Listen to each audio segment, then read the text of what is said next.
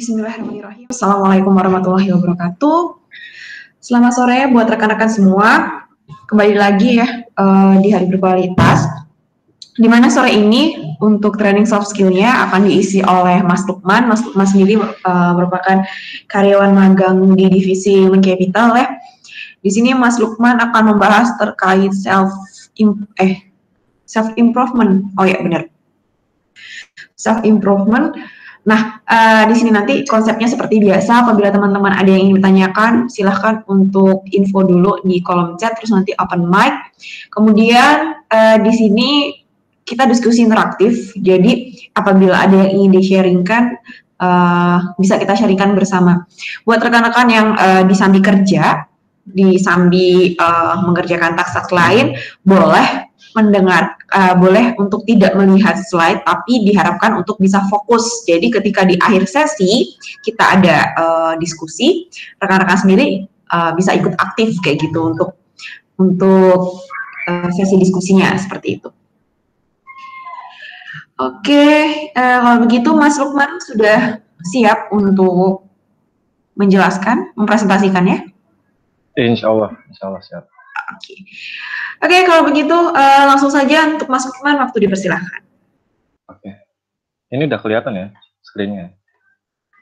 Udah. Oke, saya buka. Bismillahirrahmanirrahim. Assalamualaikum warahmatullahi wabarakatuh. Selamat sore rekan-rekan semuanya. Selamat datang kembali di agenda terakhir Hari Berkualitas di Alfan. Yang tadi sudah dijelaskan oleh Mbak Nurul. Saya Lukman, saya staf magang ACD Javan, dan sore hari ini saya diberikan kesempatan untuk mengisi materi soft skill, dan tema yang akan saya bawakan sore hari ini yaitu mengenai self improvement.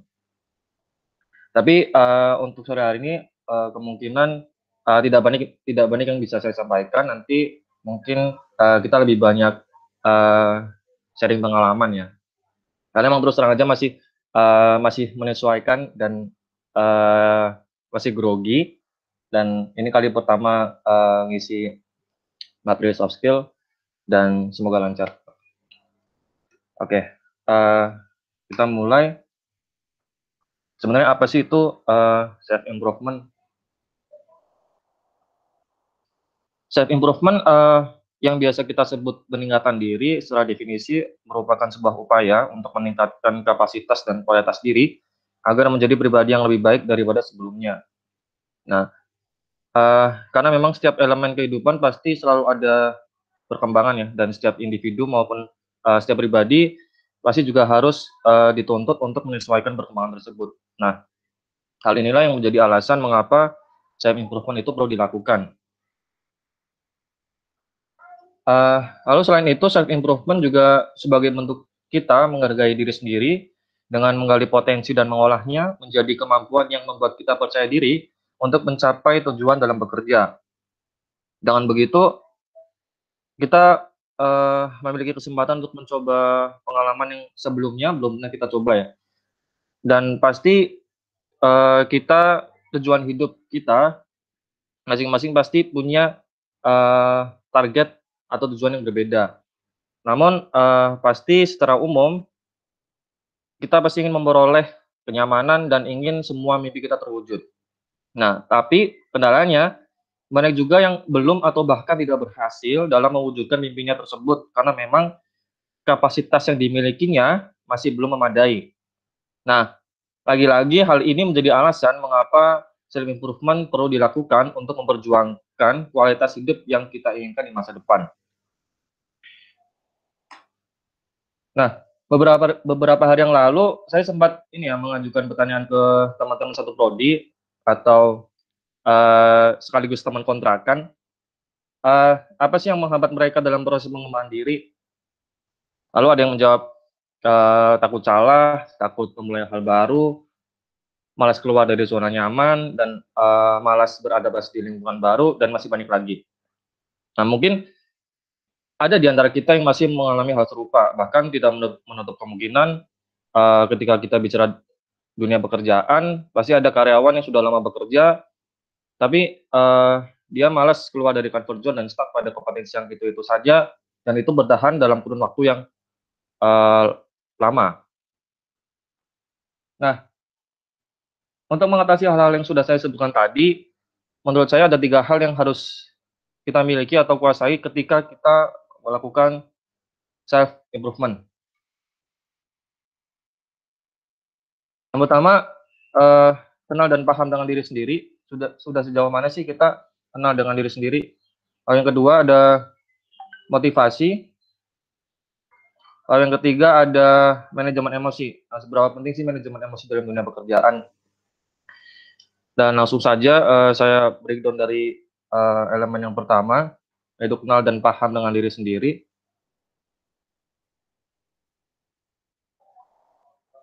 Nah,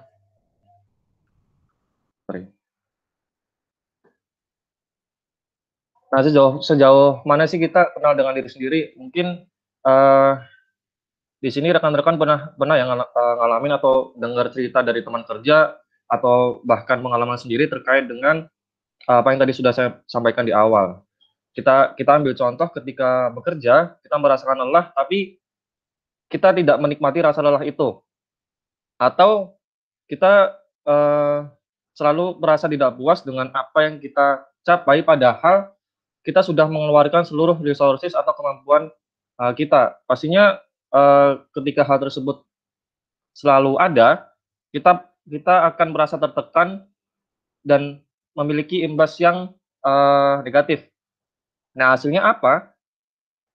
Bisa nggak betah di tempat kerja, atau yang lebih kacaunya lagi, ketika kita bekerja dan masih bertahan dalam perusahaan tersebut, kita kesehatan mental kita terganggu. Nah, jika kesehatan mental dari para pekerja terganggu, produktivitas karyawan juga bakal menurun. Nah, padahal produktivitas adalah salah satu hal yang penting untuk mendorong kemajuan perusahaan. Nah, mungkin ini remind aja untuk mengenal diri sendiri. Pasti kaitannya dengan apa yang kita suka, apa yang tidak kita suka, lalu kondisi seperti apa sih yang membuat kita nyaman, kemudian kondisi seperti apa yang membuat kita tidak nyaman, dan masih banyak lagi. Kita bisa refleksikan dengan pekerjaan kita saat ini. Jangan sampai pekerjaan yang sudah kita jalani sekarang bukan merupakan apa yang kita suka, atau kita sudah menjalani pekerjaan selama bertahun-tahun tapi kita tidak merasakan kenyamanan di situ. Nah, ketika kita sudah cukup mengenal dengan diri kita sendiri, menurut saya banyak manfaat yang bisa kita ambil ya. Yang pertama, tujuan hidup pasti akan lebih terarah. Dalam hidup pastinya kita ini ya dihadapkan dengan banyaknya pilihan, mulai dari pilihan berat yang bikin galau, seperti karir ataupun tentang kehidupan percintaan, sampai dengan pilihan yang paling ringan seperti destinasi liburan, atau bahkan kadang kita juga bingung nanti malam tuh mau makan apa. Nah, dengan menjawab dan menentukan pilihan akan lebih mudah ketika kita paham apa yang kita mau, yang kita suka, dan yang kita idam-idamkan. Nah, memahami apa yang sesuai dengan diri kita akan membuat kita lebih mudah memetakan jalan yang harus kita pilih. Itu yang pertama. Lalu yang kedua, lebih mudah bersosialisasi.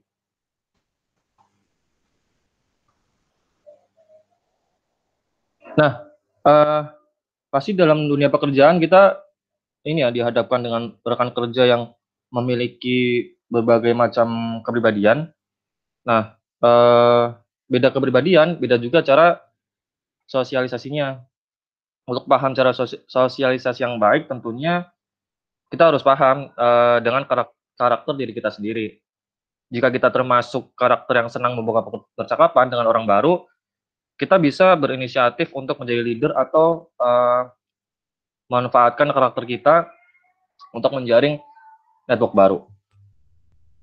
Itu yang kedua. Lalu yang ketiga, ketika kita kenal dan paham dengan diri sendiri, kita bisa berkompromi dengan diri sendiri. Maksudnya apa? Eh,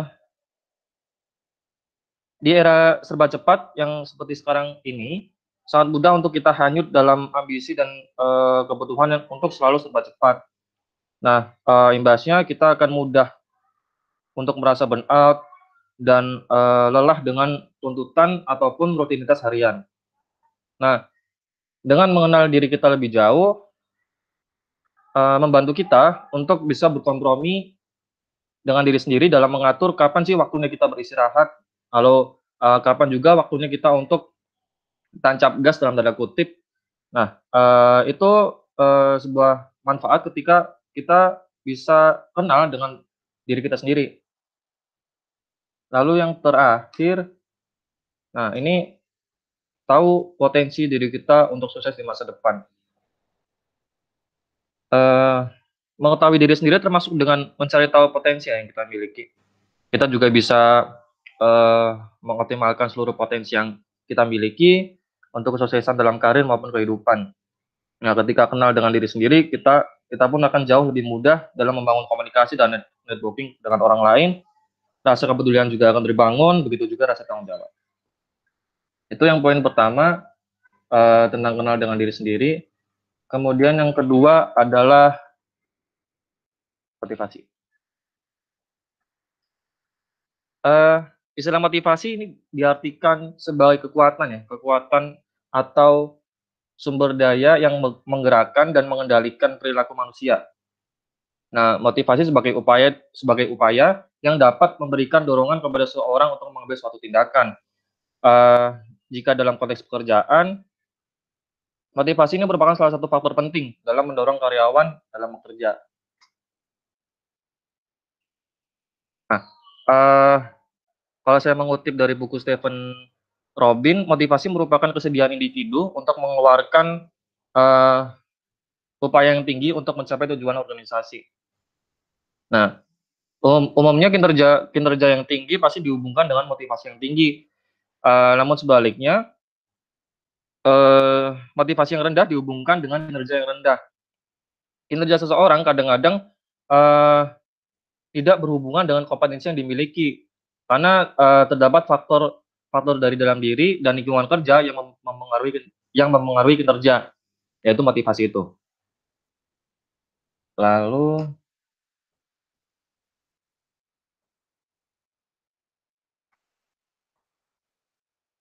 eh, kalau kita bicara sekarang ya, masih masih di tengah pandemi yang entah kapan selesainya, kita memang ini ya harus harus bisa memotivasi diri sendiri, apalagi ketika kita berada di masa quarter life crisis. Nah, masa itu pasti akan dialami oleh setiap orang, apalagi uh, usia sekitar 20 sampai 30 tahun, di mana ia merasa khawatir dengan masa depannya. Namun hal itu wajar ya, dan itu pasti setiap orang mengalaminya.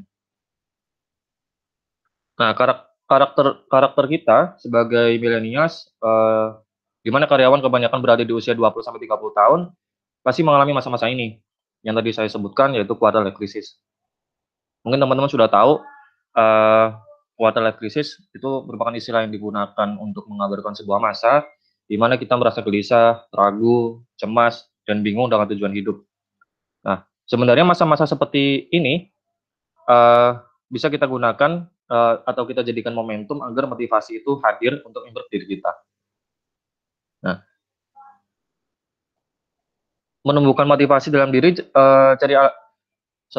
menumbuhkan motivasi dalam diri, cari alasan yang kuat mengapa sih perlu untuk meningkatkan kapasitas diri, dan apa dampak dari improvement itu sendiri.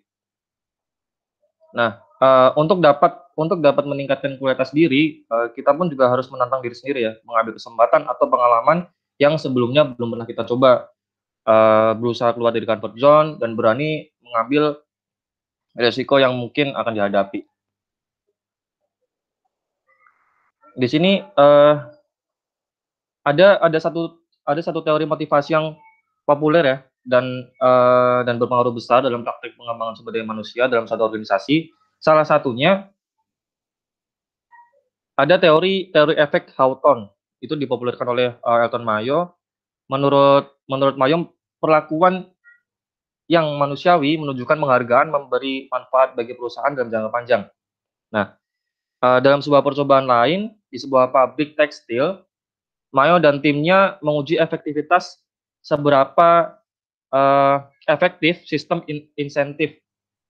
Nah, ternyata semua faktor, bahkan uang, gagal menghasilkan dampak yang diharapkan. Barulah setelah para pekerja dilibatkan dalam pengambilan keputusan, lalu dimintai pendapatnya. Nah, dampak positif langsung dirasakan.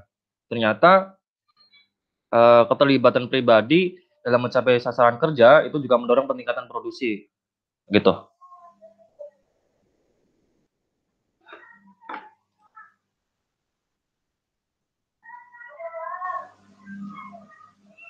Nah, ini untuk refleksi diri kita ya. Ada beberapa tanda-tanda yang punya motivasi yang baik atau motivasi yang semakin lama semakin pudar.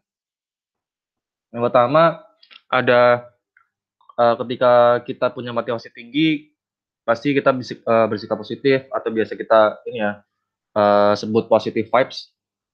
Lalu yang kedua ada menunjukkan perhatian yang tulus terhadap pekerjaan orang lain dan membantu mereka bekerja yang lebih baik lagi. Ini mungkin kalau ini ya, kalau ada rekan kerja kita yang struggling atau merasa kesulitan dalam suatu project, nah kita dengan sukarela ini membantu mereka agar mereka paham dan ketika nanti mereka mendapatkan pekerjaan yang serupa, mereka bisa menyelesaikan sendiri. Lalu ada dapat menjaga keseimbangan sikap dalam berbagai situasi, lalu saling memberi semangat antar sesama karyawan. Nah, untuk mengetahui apakah seorang karyawan ataupun kita mengalami kehilangan motivasi itu tidak mudah ya, karena memang jarang diungkapkan langsung oleh karyawan, kecuali ada satu momen evaluasi kerja di mana seluruh karyawan tuh memiliki kesempatan untuk mengeluarkan unek-unek mereka yang sedang mereka rasakan. Tapi kita bisa ketahui dari perubahan sikap yang terjadi pada diri karyawan ataupun dari diri kita sendiri. Tidak senang ketika diajak bekerjasama. Ini mungkin tidak menutup kemungkinan ya, ketika kita bekerja pasti as a team gitu loh. Dan sebuah project pasti butuh kerjasama tim. Nah, salah satu tanda ketika kita mulai kehilangan motivasi yang tadi sudah saya sebutkan, ia tidak senang ketika diajak bekerjasama. Nah, lalu yang kedua, tidak mau jadi sukarelawan. Yang ketiga, datang terlambat, pulang lebih awal, atau parahnya mangkir atau tidak masuk kerja tanpa ada alasan yang jelas. Lalu ketika istirahat, dia berlama-lama atau parahnya sambil bermain game atau hal-hal yang lain. Lalu yang selanjutnya, tidak menepati tenggat waktu yang ditentukan. Biasanya kan ada deadline ya, deadline yang harus kita selesaikan, dan itu tidak selesai. Dan yang terakhir, selalu mengeluh hal-hal yang sepele. Itu menjadi refleksi dari kita ya, ketika ketika kita mulai kehilangan motivasi. Nah, ayolah cari apa sih yang bisa membuat kita kembali lagi semangat, gitu. Ini yang ketiga ya, manajemen emosi. Nah, seberapa penting sih manajemen emosi dalam dunia pekerjaan? Mungkin sebagian rekan-rekan di sini masih ada yang bertanya-tanya seperti apa sih bentuk kecerdasan emosional atau emotional intelligence yang sebenarnya.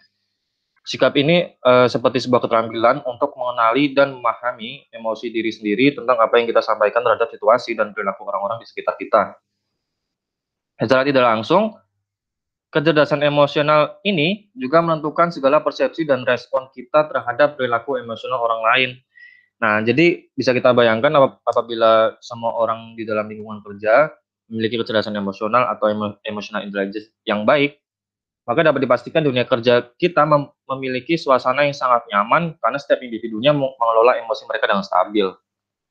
Nah, memang benar bahwa setiap orang diciptakan dengan kepribadian yang unik-unik ya, yang beragam, dan masing-masing dari kita juga memiliki kebutuhan dan keinginan yang unik dalam mengekspresikan emosi dan perasaan. Uh, Satu karyawan memiliki sifat yang suka bicara belak-belakan, sedangkan yang satu lagi sifatnya pendiam. Ada lagi yang tidak bisa mengungkapkan kekesalan apa yang dia rasakan. Kita hampir tidak bisa menemukan karakteristik yang seragam di dalam suatu perusahaan karena semuanya memiliki karakter alami yang berbeda-beda. Nah, untuk menangani semua nuansa perbedaan secara efektif, kita ini memerlukan kecerdasan emosional yang matang dan stabil. Oleh karena itu, kecerdasan emosional memiliki peran yang sangat penting dalam menjaga keseimbangan emosional di dalam kehidupan kita, baik secara pribadi maupun profesional, baik dalam sehari-hari maupun ketika kita berada di kantor. Itu. Lalu kabar baiknya dengan orang-orang yang menjaga kecerdasan emosional, mereka terbukti mendapatkan kesuksesan yang lebih dibandingkan rekan-rekan di sekitar kita yang tidak memiliki kecerdasan emosional atau mudah terpancing emosi terhadap keadaan eksternal yang tidak menyenangkan. Dan faktanya membuktikan bahwa mereka yang memiliki kecerdasan emosional juga pasti cenderung disukai oleh banyak pihak, gitu ya. Ini ketinggalan. Oke.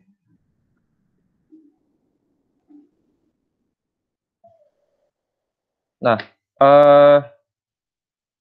ini yang terakhir, kesimpulan yang bisa saya ambil, yang terpenting dari semua upaya yang kita lakukan untuk meningkatkan kualitas diri adalah selalu berpikir positif. Semua memang harus melewati proses yang panjang dan penuh tantangan.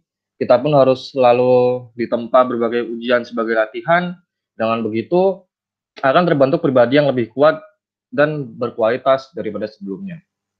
Nah, ini saya mengutip quote ya dari Tan Malaka yang mungkin ini sudah sangat populer. Terbentur, terbentur, terbentur, dan kita akan terbentuk. Mungkin itu saja sih yang bisa saya sampaikan.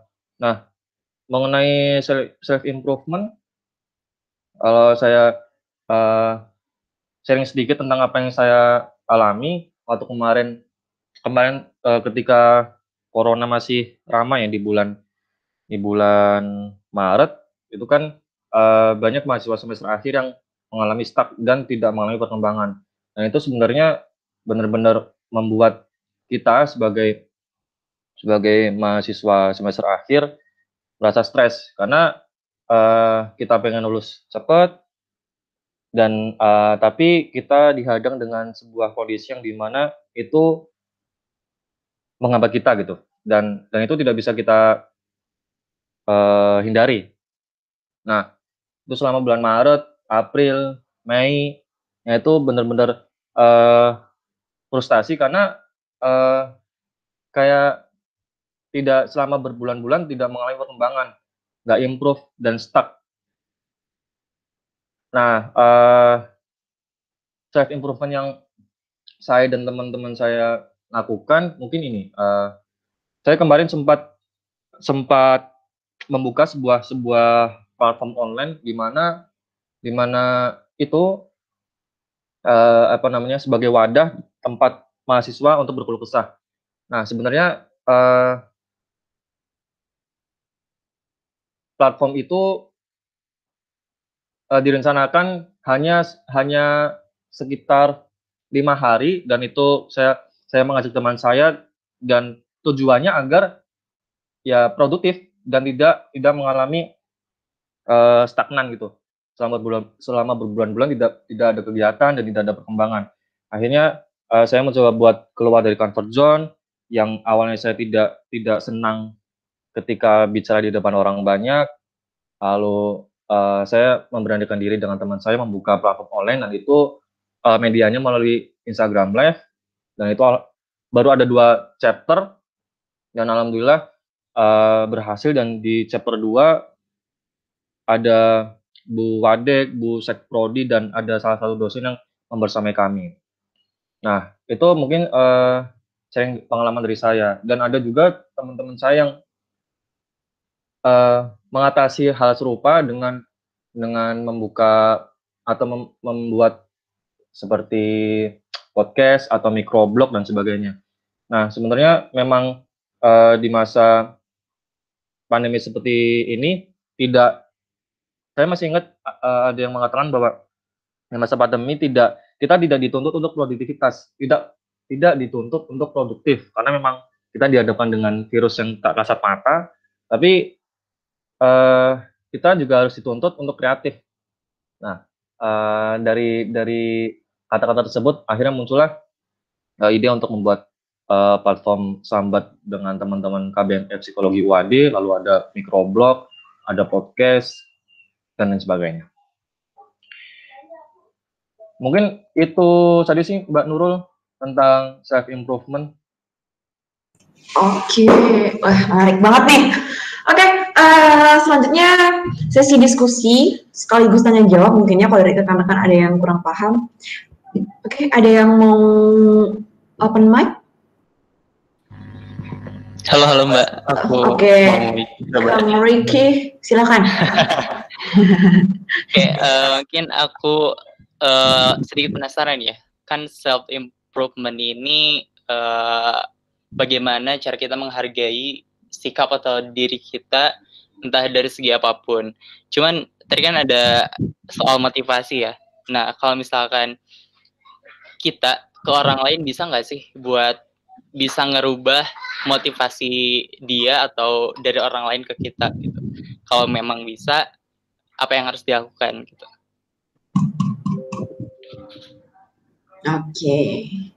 Oke, Mas Lukman mau langsung dijawab apa ditampung dulu? Boleh ditampung dulu, barangkali ada lagi pertanyaan. Oke, selanjutnya udah dicatat sama Mas Lukman belum atau mau diulang? Udah saya catat. Udah ya. Selanjutnya ada yang mau bertanya lagi?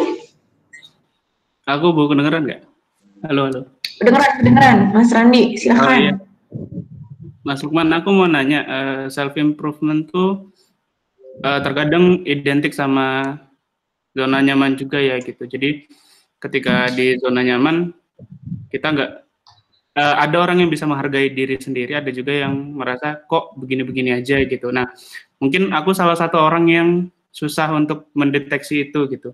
Kira-kira Mas Lukman punya kiat-kiat nggak ya? Misal, kalau ternyata aku sekarang lagi di zona nyaman banget dan untuk penghargaan terhadap diri aku kurang gitu. Itu kira-kira ada nggak sih cara-caranya, mungkin memberikan pertanyaan atau ngobrol sama orang atau seperti apa kayak gitu? Karena aku jujur agak susah gitu. Memang setiap hari aku flat aja gitu. Misal kerja, baca buku, main game gitu. Oke. Terima kasih. Oke. Udah nikah juga masih flat, Mas Randi? Udah nikah nambah 1, Bu. Cerita aja. Aduh, oke. Oke, ada Mas Riki, ada Mas Randi, duo R. Ada lagi yang mau bertanya sebelum dijawab oleh Kakak Lukman? Oke, kayaknya dijawab dulu deh Mas Lukman. Oke.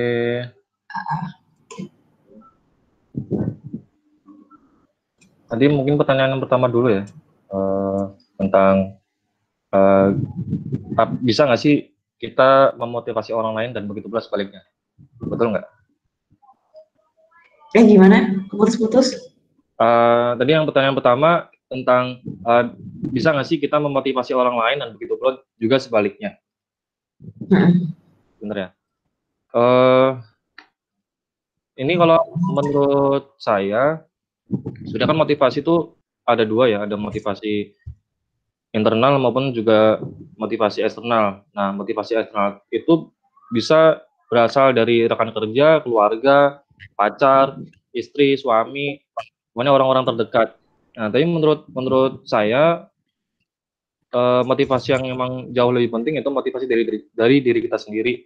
Dimana kita ketika punya gimana ya? Ketika kita punya sebuah target atau punya tujuan ataupun keinginan dan itu tulus dari dalam diri, pasti kita kayak punya dorongan atau kita terdorong buat bisa merealisasikan target itu. Nah, tapi ketika ditanyai bisa nggak sih kita memotivasi orang lain? Bisa. Tapi itu mungkin 60-40 ya, 60% dari internal dan eksternalnya 40%. Dah. Tapi kalau kita memotivasi orang lain hanya sebatas mungkin menjadi pendengar ya, karena kadang kita juga butuh orang hanya menjadi pendengar yang baik gitu, buat meluapkan unek-unek ataupun apa sih ada yang ganjel di hati.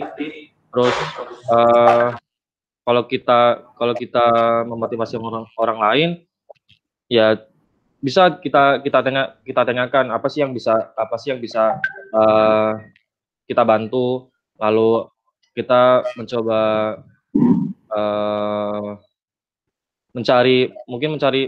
membantu mencari solusi ya, apa yang sedang teman kita rasakan. Mungkin itu sih penjelasan sederhananya. Mohon maaf kalau sedikit random, tapi kalau ditanyai bisa nggak sih motivasi orang lain, bisa. Itu. Ini langsung yang kedua, Mbak. Bentar, dikonfirmasi dulu ya. Bagaimana Mas Riki? Kang Riki? Oh, Mas Riki, gimana Mas Riki? Mungkin sama halnya kayak gini nggak? Soalnya kan yang aku tahu IQ itu nggak bisa diubah. Kalaupun misalkan kita tes 2 kali dan nilai yang kedua berubah, bukan karena IQ kita, tapi karena situasi yang sama yang pernah kita alami. Nah, berarti kalau dari penjelasan tadi bisa disimpulkan nggak bahwa self improvement di mana kita bisa menghargai diri sendiri ini bisa diubah dari faktor eksternal? Iya, bisa. Bisa kalau mungkin mau diperjelas Mas Lukman?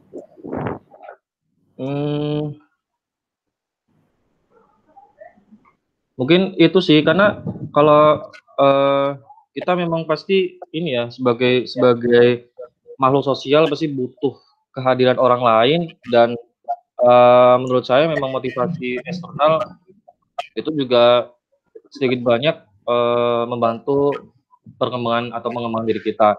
Tapi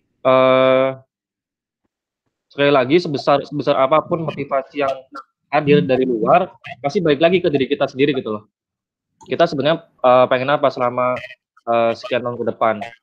Jadi percuma kalau kita punya motivasi yang luar biasa dari luar, dari atasan, dari motivator, dari siapapun itu, tapi dari diri kita sendiri ya lempeng gitu loh, nggak ada sebuah target, nggak ada juga motivasi dari internal. Jadi percuma gitu. Jadi bisa imbang lah eksternal dengan internal. Oke, menarik. Ada pengalaman sendiri berarti dari Mas Lukman ya? Iya. Oke, next pertanyaan dari Mas Randi tadi tuh gimana? Oke, kalau yang Mas Randi yang tanya ya? Ya. Oke. Kalau yang tadi saya tangkap ini ya, kiat buat apa sih namanya, aware dengan diri kita ketika kita ini sebenarnya masih berada di zona nyaman atau gimana gitu loh. Apakah kita sudah waktunya untuk Ada suaranya nggak, Mas? Apakah sekarang ini waktunya untuk berkembang atau keluar dari comfort zone, atau kita harus masih ada di zona itu? Ketika dengar pertanyaan itu, saya sebenarnya langsung ingat di mana ya, di radio Ngoding atau di soft skill hari Jumat beberapa minggu lalu, Pak Zugi pernah mengatakan bahwa kita ketika kita bekerja selama 3 tahun, nah 3 tahun ini 1 tahun yang selalu mengalami peningkatan atau 1 tahun yang diulang. Jadi pasti beda ya 3 tahun, 1 tahun kita bekerja, nah di 1 tahun kedua kita mengalami perkembangan, di 1 tahun ketiga kita juga mengalami perkembangan juga. Dan beda halnya ketika kita bekerja 3 tahun, nah ini kayak kita merasa kerja 1 tahun yang diulang-ulang selama 3 kali. Nah, mungkin kalau kiat untuk aware dengan kita ketika berada di zona nyaman, itu sih Mas. Jadi kalau kita merasa bahwa setiap hari kita kok ngerasain kayak gini aja nih. Oke lah, mungkin kalau setiap hari dirasa sangat singkat ya. Setiap minggu atau setiap bulan kita ada perkembangan nggak sih, atau hidup kita atau pekerjaan kita itu aja. Nah, kalaupun masih sulit, bisa kita bikin ini ya, target mungkin ya, target selama 1 bulan kita tuh harus achieve ngapain aja gitu, kita harus mencapai apa aja. Nah, ketika 1 minggu, 1 bulan itu kita merasa bahwa pekerjaan kita dan kegiatan kita merasa boring dan itu saja, nah itu mungkin sudah saatnya kita kayak mencoba sesuatu hal yang baru dan sedikit demi sedikit keluar dari comfort zone, gitu sih. Bisa diterima nggak jawabannya, Mas Iya, Andi? berarti harus ada waktunya gitu ya. Iya. Misal kalau kerja itu 3 tahun itu gitu-gitu aja gitu, harus ada yang baru gitu ya. Berarti punya listing harian juga penting gitu ya, Mas? Penting sih, karena emang buat apa sih namanya, self awareness kita gitu loh. Kita sadar bahwa wah, setiap hari aku ngelakuin ini nih, nanti besok melakukan hal yang sama. Kalau di hari, setiap minggu, setiap bulan, ketika kita nggak ada improvement, nah itu sih Mas, kalau menurut saya kita harus mencoba cari cara agar kita improve dan cari hal yang baru. Oke, terima kasih. Sama-sama. Oke. Oke, tadi dari Mas Riki dan juga Mas Randi. Selanjutnya, ada yang mau bertanya atau diskusi? Atau mau share pengalaman, boleh loh.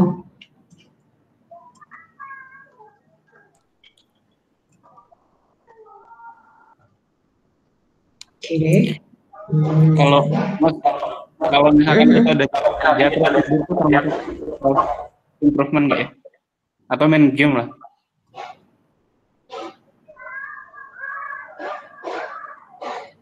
Gimana kurang jelas? Kenapa Mas Randi?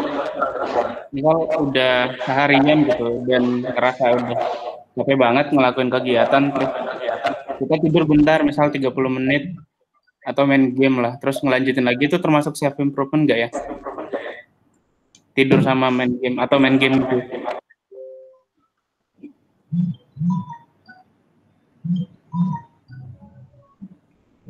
Oke. Ini masih Mas Randi ya yang tanya? Iya, masih Mas Randi.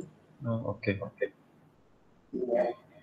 Jadi kalau ditanya itu termasuk self improvement atau bukan, menurut saya itu bukan bagian dari self improvement, tapi bermain game atau tadi yang Mas Randi bilang tidur, itu juga termasuk ini ya, coping stres atau manajemen stres. Jadi ketika banyak project, banyak pekerjaan dan banyak deadline, kita rasa udah capek banget dan butuh penyegaran, kita boleh main game atau tidur, tapi nggak tidur di jam kerja ya.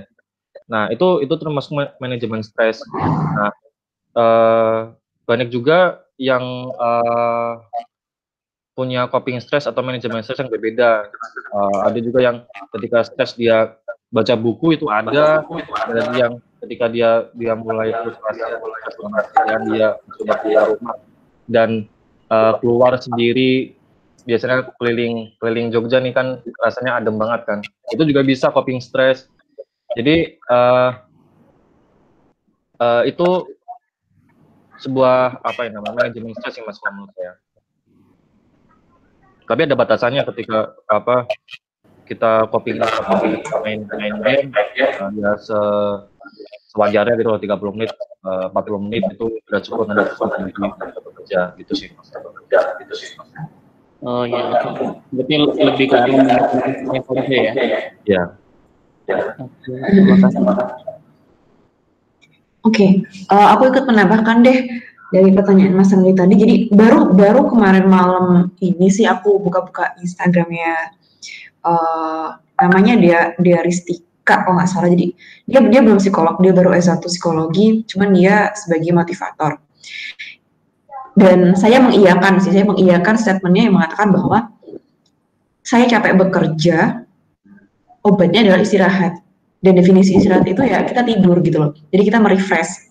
Bukan yang saya capek kerja, saya butuh refreshing main. Sebenarnya refreshing itu lebih ke ini ya. Ya kita butuh hiburan kayak gitu, bukan untuk istirahat. Karena refreshing itu kita tetap bekerja, kita tetap beraktivitas.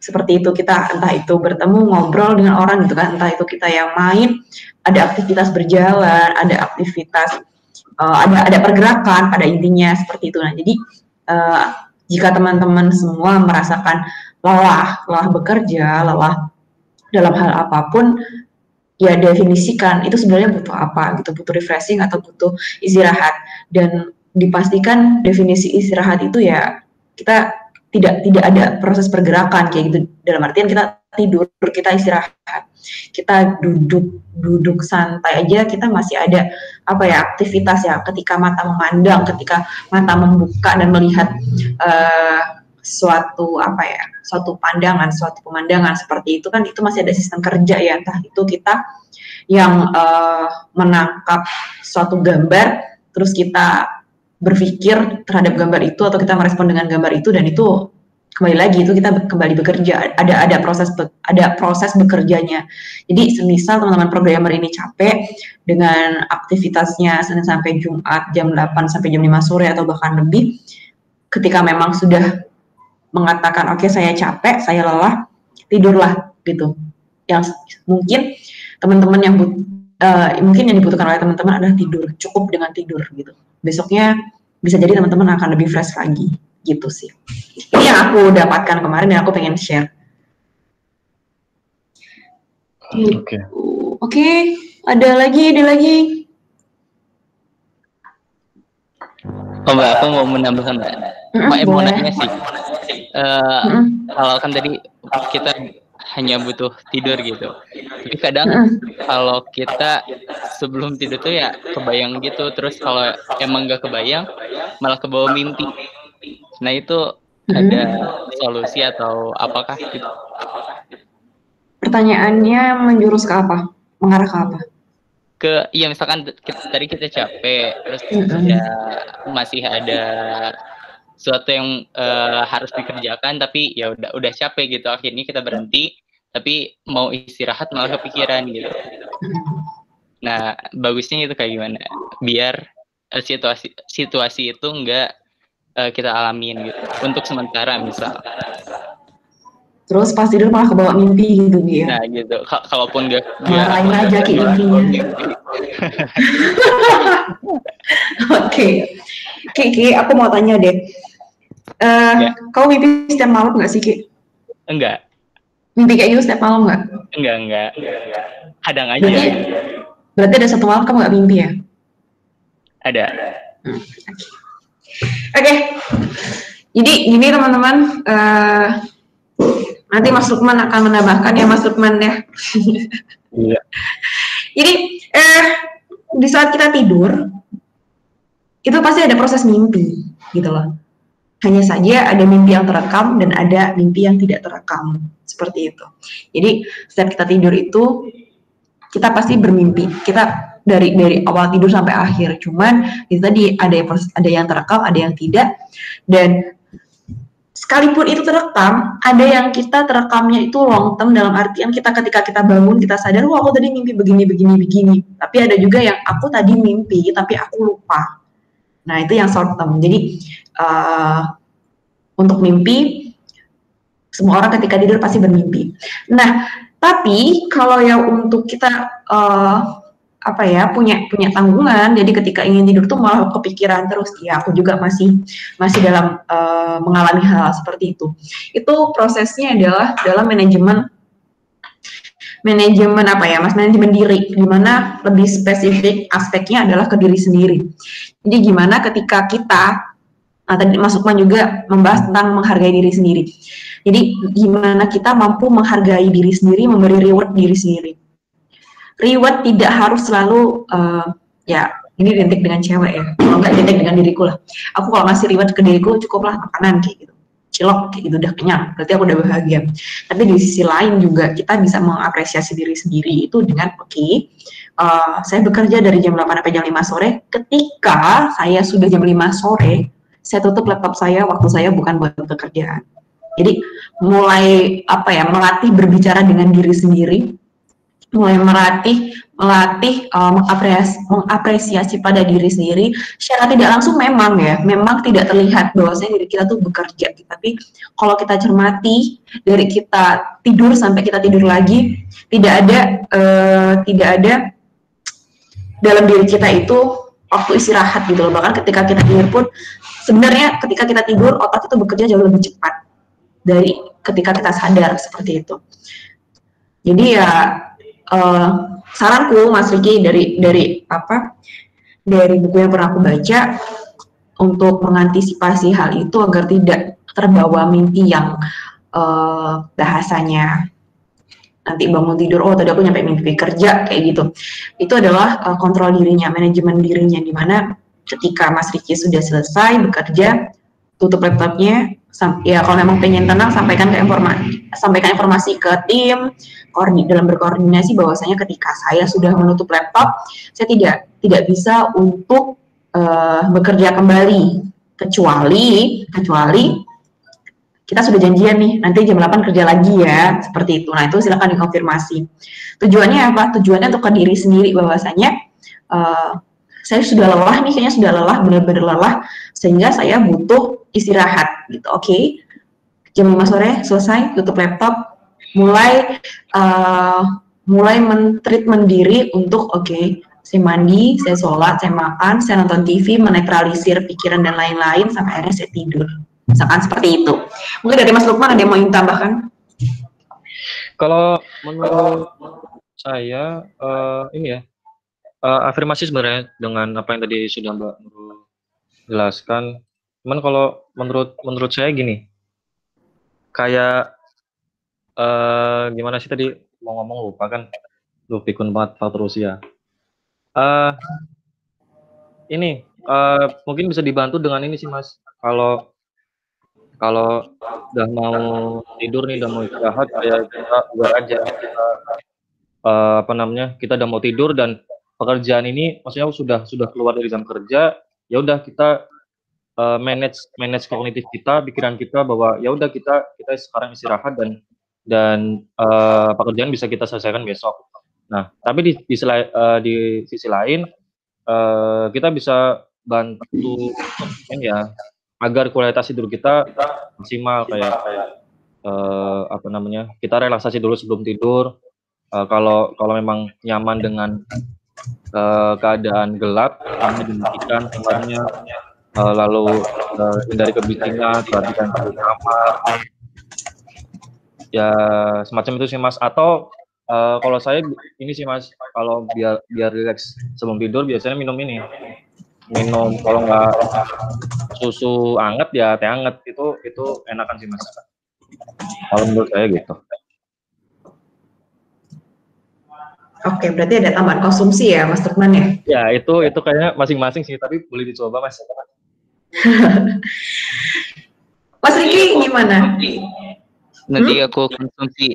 Ya, nanti aku konsumsi.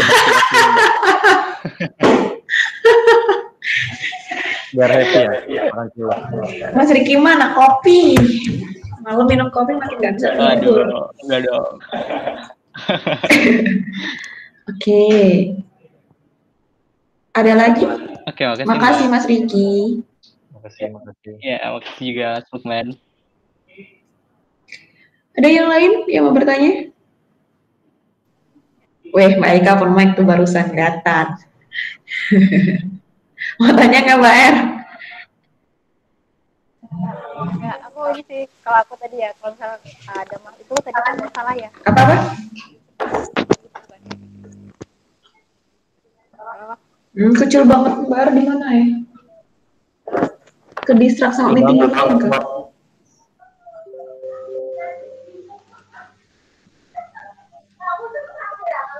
Mbak Er, jadi nggak nih? Gimana sih Mbak Er nih? Nulis aja. Ntar capek. Mbak Erika di mana ya?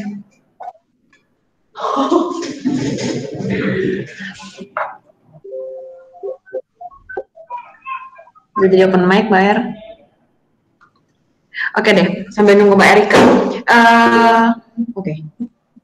Kalau semisal ada masalah yang dipikirin, biasanya ngerjain hal lain. Oh, ini statementnya dari Mbak Er ya. Kalau Mbak Er kayak gitu ya. Menarik nih. Lagi ada masalah kerjaan gitu kan. Kayak lagi ada masalah sama teman misalkan. Ngerjain hal lainnya, ngerjain pekerjaan gitu Mbak Er ya. Nyelesain project ya. Mantap bener. Kelantar projectnya. Oke. Yang lain ada yang mau sharing? Gimana kalau misalkan nggak bisa tidur karena mikirin pekerjaan atau mikirin hal-hal yang lainnya? Aku. Boleh. Kalau aku ini, kalau nggak bisa tidur, main game. Jadi main game yang, iya, tapi main game yang ini, yang susah, jangan yang gampang-gampang. Enggak, itu main game apa Mas? Mikir. Lord Mobiles. Aduh, nggak tahu aku. Lord Mobile itu seru, jadi nggak usah ceritain game. Jadi intinya dengan main game itu, aku bisa dengan cepat switch fokus pikiran gitu. Jadi misalnya nih, kan kita WFH ya, jam 5 biasanya kita masih kerja juga sampai kadang jam 5:15 gitu. Jadi sambil nunggu maghrib, itu habis kerja, habis punch out, itu langsung buka game. Nah, ketika buka game itu, ya udah kalau aku bisa ngelupain tadi tuh kerja ada masalah apa aja, atau bahkan kerja besok ada janjian apa aja, jadi bisa fokus ke game sih. Mungkin itu bisa dijadikan salah satu cara ya, kalau gamenya cocok. Jangan sudoku.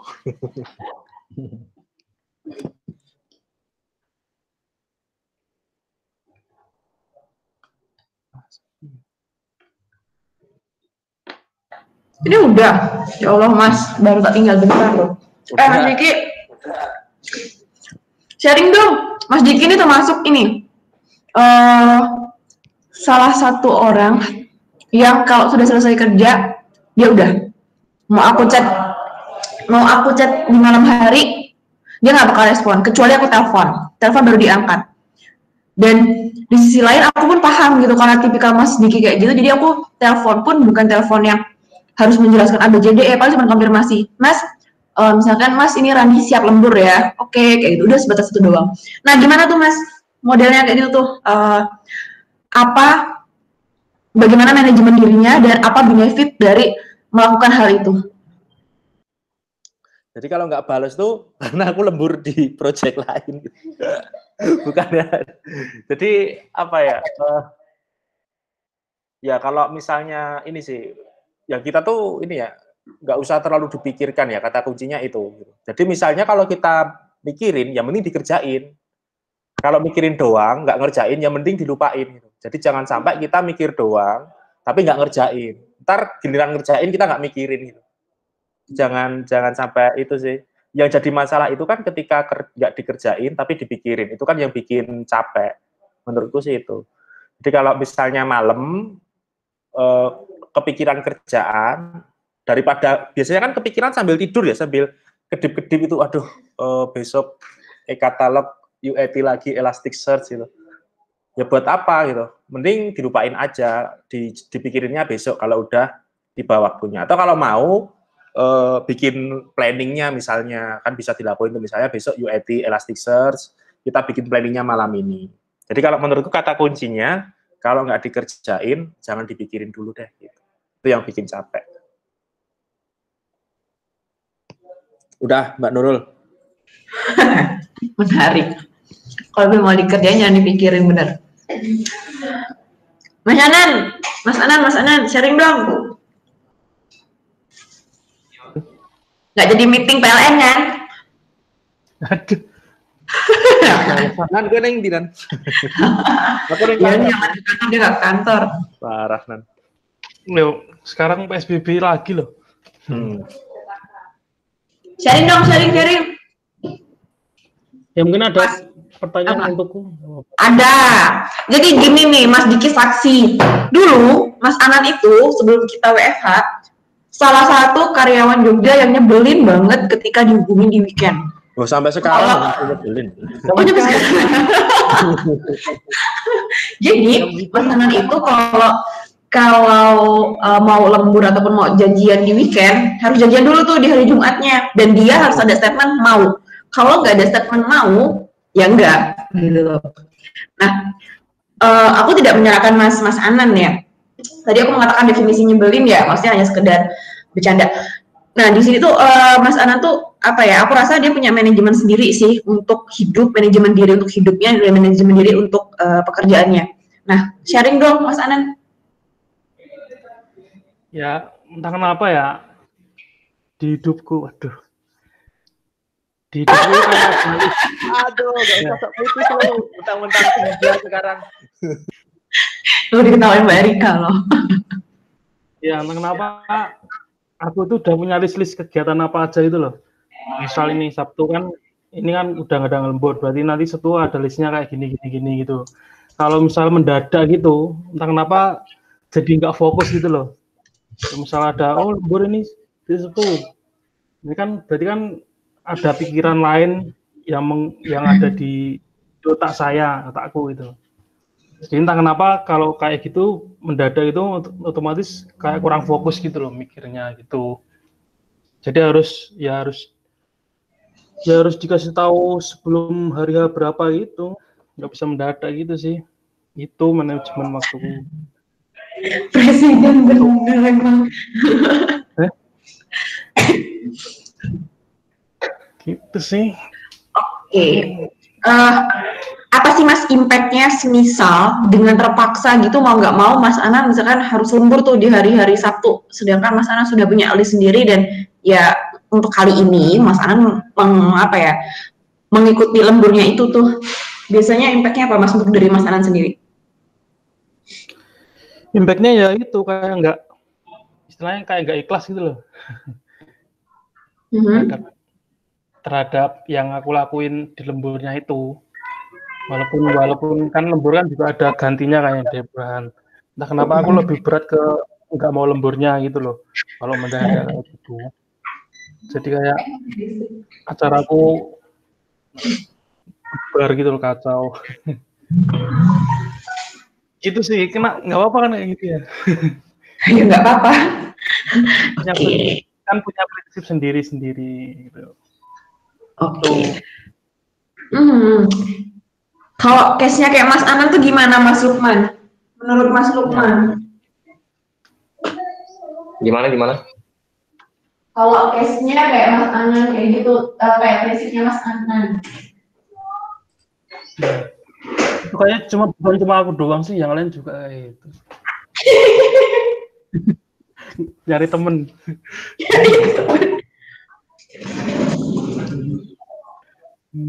Masalah tadi yang ini nggak sih, yang apa namanya, main game terus dengan segalanya, yang itu bukan sih? Mas Diki. Bukan. Saya malah tadi, itu. Gimana sih? Tadi suaranya putus. Kalau saya malah gini, kalau misal banyak pikiran, kenapa malah saya tidur. malah cepet tidur. Hmm, Bukan main game tapi tidur. iya sih. Kalau tetap nggak bisa tidur, saya biasanya dengerin orang ngaji mana itu tidur.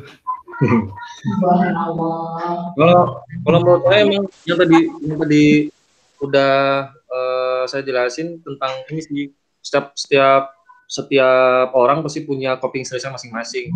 Manajemen stresnya juga beda-beda. Ada yang main game terus bisa fokus atau bisa apa namanya tentang pekerjaan biar nanti lupain dulu. Ada yang emang ketika banyak deadline terus pikirannya lagi banyak banget terus tinggal tidur dan nanti bangun bisa stress lagi, itu juga ada. Jadi kalau tanggapan saya emang beda-beda sih untuk manajemen stres setiap orang itu. Dan nanti kalau menurut saya setuju sih tadi yang mengatakan kalau lagi dipikirin ya udah kerjain apa yang lagi dipikirin gitu loh. Kalau nggak dipikirin ya udah melakukan hal lain. Jadi udah ini sih kalau menurut saya. Oke.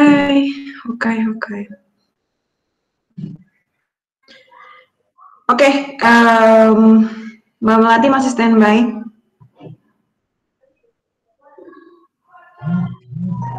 Ya Mbak. Oke. Kan Mbak Melati mau ngisinya masih pekan depan tuh. Kalau sekarang Mbak Melati ngeliat self improvementnya Mas Lukman, Mbak Melati punya sharing apa nih? Tentang apa aja nih Mbak? Ya, untuk kalau memang ini masih menjadi pekerjaan pertama ya setidaknya tentang apa ya, perkuliahan deh, boleh. Kalau aku dulu itu ini sih keluar dari zona nyamannya itu waktu aku ikut komunitas 1000 guru. Jadi kayak bener-bener ketemu orang baru, bukan yang satu jurusan gitu. Jadi punya pemikiran yang beda-beda gitu. Awalnya takut sih buat keluar dari zona nyaman. Balik lagi sih yang kayak tadi masalah Mas Randy. Aku juga mikir kayak kok tiap hari gini-gini aja ya, cuman kampus, organisasi, pulang kayak gitu atau main-main kayak gitu. Kayak pengen ngelakuin hal yang lain gitu. Jadi aku dulu sampai pada tahap ada pemikiran itu sih dan disambung ke motivasi. Jadi kayak dulu aku butuh motivasi eksternal gitu. Jadi harus ada orang yang memotivasi kayak misalnya kayak kadang emang sih yang lebih kenal diri kita sendiri itu diri kita sendiri gitu. Tapi kadang butuh bantuan orang lain buat mengenal diri kita gitu. Jadi itu sih jadi yang pernah aku lewati untuk keluar dari zona nyamanku seperti itu.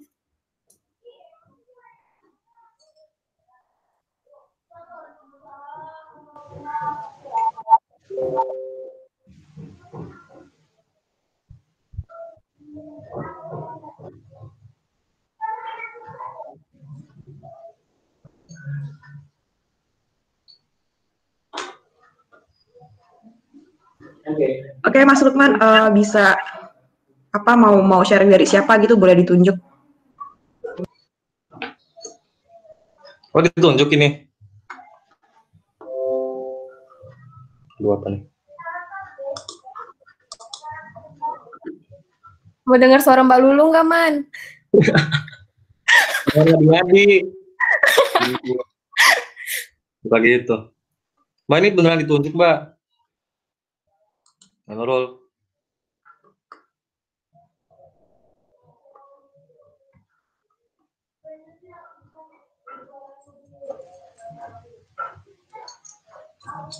Cek.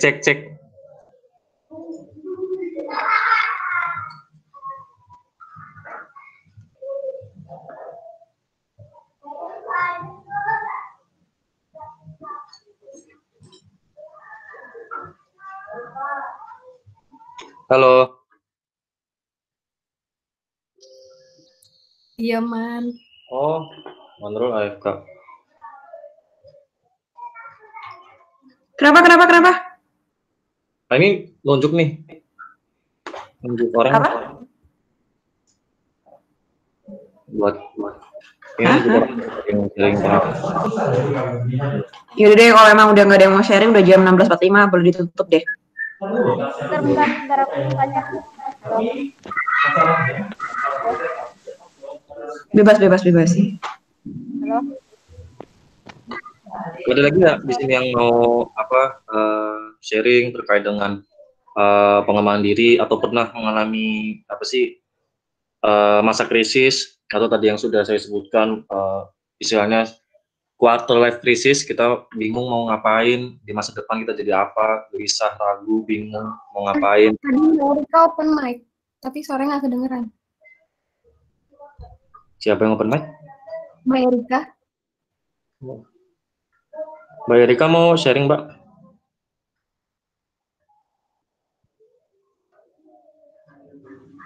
Oh nggak jadi. Oke deh.